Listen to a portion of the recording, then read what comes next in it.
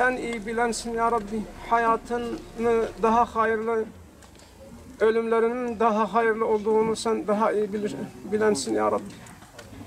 Anne babaların yanına gelmelerini istediler. Ya Rabbi, onların bu hizmetlerini kendi dergahında en güzel bir şekilde. Allahu Ekber. Allahu Ekber. Allahu Ekber.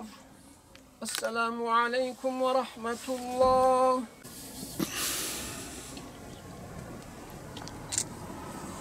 Hakkınızı helal edin. Hakkınızı helal edin. Hakkınızı helal edin. Rabbim onları cennetiyle müşerref etsin.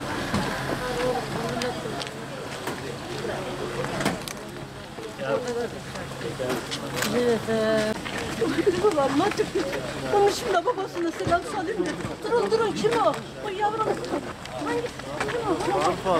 Bir tane sorayım. Kuzum bir tane sorayım da kuzum. Benim annem ne tane? Kuzum hangisi bu? Zeynep'im. Kuzum başını armağanına tamam. Yok. Kızım. Selam ona babası. Yarın 5-6 kişi de buraya geldi. Bekledim sizi. Baban yine selam söyle. Sizi öpüyorum. Her gün yanıma gelin. Yoksa ben duramam kızım, tamam mı?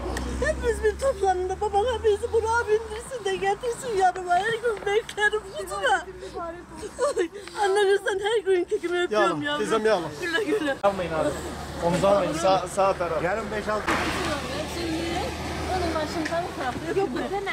Güle git. Ben siz nasıl dururum yavrum? Babaanne ne dedi? Kim diyecek yavrum bana? Kim sağımı solumdu küçük kuzum? Babana çok selam söyle. Annene çok selam söyle. Hepinizi öpüyorum. Yeriniz cennetiniz mübarek olsun. Oradaki karşılayanlara da çok selam söyle. Kuzum güle gidin yavrum. Güle gidin kuzum. Allah'ım.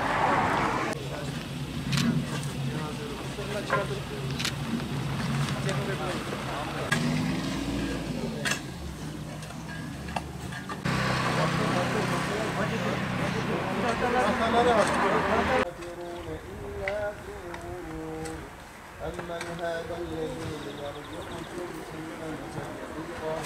اللهم اغفرنا قبل الموت واعف عنا بعد الموت واغفرنا من شر الدنيا وعذاب الآخرة. اللهم لا sen kabirlerini cennet bahçelerinden bir bahçe eyle ya. Amin. Ya Rabbi, dünyanın tüm sıkıntılarından, tüm dertlerinden kurtulup sana geldiler.